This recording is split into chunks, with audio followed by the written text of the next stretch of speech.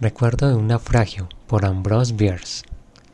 Mientras salía de la casa, ella me dijo que yo era un viejo cruel y para nada amable, y que esperaba que nunca volviera.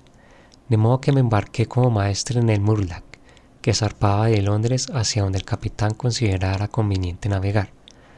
No era aconsejable molestar al capitán Adversud con órdenes, pues cuando no se salía con la suya, según decían, se las ingeniaba con gran astucia para hacer poco provechoso el viaje. Los dueños del Murlac habían aprendido a tolerarlo con los años, y le permitían hacer lo que le viniera en gana, incluso transportar los cargamentos que quisiera a los puertos donde se encontraban las mujeres más atractivas. En el viaje sobre el que escribo no llevaba ningún cargamento. El capitán insistió en que solo serviría para hacer más lento y pesado al Murlac. De oírlo hablar, bien podría pensarse que este marinero no sabía casi nada sobre su oficio. Había pocos pasajeros, no tantos como las jofainas y mozos dispuestos para ellos, pues antes de subir al barco la mayoría de los que compraron pasajes preguntaban hacia dónde se dirigía el barco, y como no recibían respuesta, regresaban a sus respectivos hoteles y enviaban a un bandido a bordo para retirar el equipaje. Pero quedaron suficientes pasajeros para causar más de un problema. Aprendieron a imitar el paso tambaleante propio de los marineros borrachos, y la cubierta superior tenía apenas el ancho necesario para permitirles ir desde el castillo de proa hasta la bitácora, a fin de ponerles sus relojes en hora de acuerdo con la brújula del barco. Constantemente le pedían al capitán Adversud que soltara el ancla grande solo para oírla caer al agua, y si acaso se negaba, lo amenazaban con escribir protestas a los diarios. Uno de sus entretenimientos favoritos era el de sentarse a sotavento del macarrón a relatar sus experiencias de viajes anteriores, viajes que destacaban en todos los casos por dos notables sucesos: la frecuencia de huracanes sin precedentes y la absoluta inmunidad del narrador al mareo. Resultaba muy interesante verlos sentados en fila contando esas historias, cada uno con una joafina entre las piernas. Un día estalló una gran tormenta. El mar barría la embarcación como si nunca antes hubiera visto un barco y se propusiera disfrutarlo todo lo que pudiera. El Murlac se esforzó mucho, muchísimo más, en verdad, que la tripulación, pues aquellas almas inocentes habían descubierto que uno de ellos poseía un par de pantalones con fundillos de cuero, y no hicieron más que sentarse a jugárselo a las cartas. Al mes de dejar el puerto, cada uno de los marineros había ganado el pantalón más de una docena de veces. Estaba tan gastado por el hecho de pasarlo una y otra vez al ganador que ya quedaba poco del pantalón excepto los fundillos, y al fin el capitán tiró por la borda aquella parte inmortal, no con malicia ni hostilidad, sino porque temía la costumbre de darles patadas a los fundillos del pantalón. La furia de la tormenta fue en aumento hasta que logró violentar tanto el Murlac que el barco empezó a tomar agua con Navstemi, pero entonces pareció calmarse al instante. Sin embargo, para ser justos con las tormentas de mar, después de rompernos los mástiles, arrancamos el timón, arrebatarnos los botes y perforarnos un agujero en alguna parte inaccesible del casco, a menudo se alejan en busca de un barco nuevo, y nos dejan con la responsabilidad de tomar las medidas de alivio que juzguemos apropiadas. En este caso, el capitán juzgó apropiarse sentarse a leer una novela de 3 tomos en el pasamanos de la borda a popa.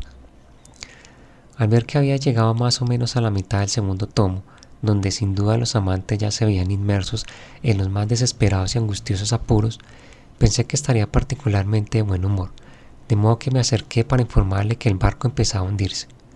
«Bueno», dijo, mientras cerraba el libro, pero manteniendo el índice entre las páginas para señalar el lugar. El barco ya nunca serviría para nada después de una sacudida como esa, pero, por otra parte, mucho le agradecería que enviara al contramestre a disolver ese grupo que se ha reunido allá para rezar. Me parece que el Murlac no es una capilla para marineros. Pero, respondí impacientemente, ¿no se puede hacer nada para reducir el peso del barco? Bueno, pronunció con lentitud, pensativo, dado que ya no le quedan mástiles que podamos cortar ni cargamento para... Espere, podríamos tirar por la borda a los pasajeros más corpulentos y pesados si le parece que serviría de algo. Era una buena idea, una inspiración genial, Me dirigí a toda velocidad al castillo de proa, que por estar menos hundido en el agua que el resto, estaba lleno de pasajeros. Agarré de la nuca a un corpulento caballero entrado en años, lo empujé hasta la borda y lo tiré al mar. No llegó a tocar el agua, cayó en medio de un círculo de tiburones que saltaron a su encuentro, con las cabezas juntas y las colas apenas fuera a la superficie. Me parece poco probable que el viejo caballero se diera cuenta de lo que disponían a hacer con él. Enseguida arrojé a una mujer al agua y lancé a un bebé gordo a la furia de los vientos. La primera desapareció bajo los dientes de los tiburones, el segundo fue repartido entre las gaviotas. Les cuento estos sucesos tal como ocurrieron. Me sería muy fácil armar una historia edificante con todo este material.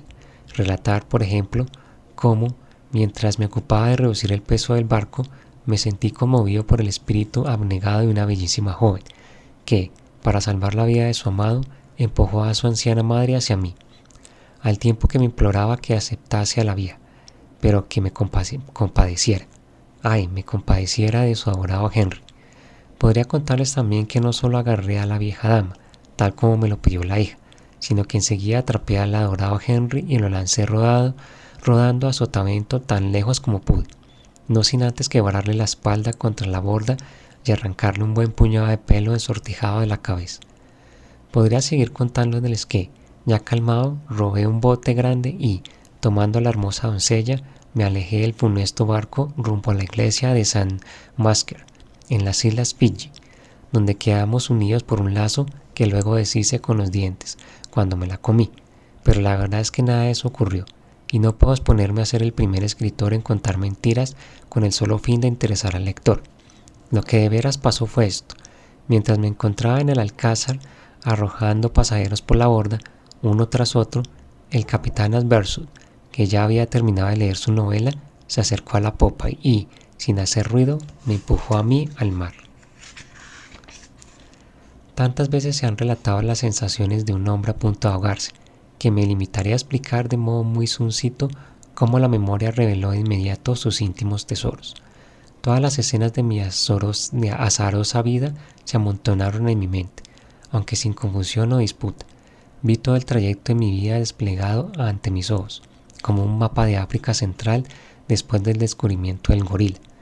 Estaba también la cuna donde dormí de niño, embotado por jarabes sedantes, el cochecito de bebé con el que tumbé al maestro, haciendo fuerza desde atrás, y en el que mi infantil espina dorsal adquirió su curvatura, la niñera, que cedía sus labios primero a mí y luego al jardinero, el viejo hogar de mi juventud, con sus hiendras e hipotecas, mi hermano mayor, que heredó por testamento las deudas de mi familia, mi hermana, que se fugó con el conde von Prested, cochero de muy respetable familia neoyorquina, mi madre, de pie en pose de santa, que apretaba con las manos su devocionario contra los senos postizos patentados por Madame Fargety, mi venerable padre,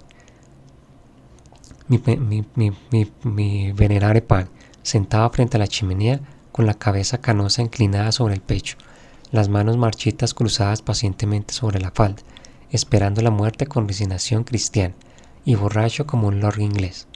Todo eso y mucho más pasó por los ojos de mi mente, y el espectáculo fue gratis. Luego sentí un zumbido vibrante en los oídos. Mis sentidos nadaron mejor que yo, y mientras me hundía a través de profundidades insondables, la luz ambarina que se reflejaba sobre mí se fue apagando y ensombreciendo hasta alcanzar la oscuridad total. De repente mis pies tocaron algo firme. Era el fondo. Gracias a Dios estaba a salvo.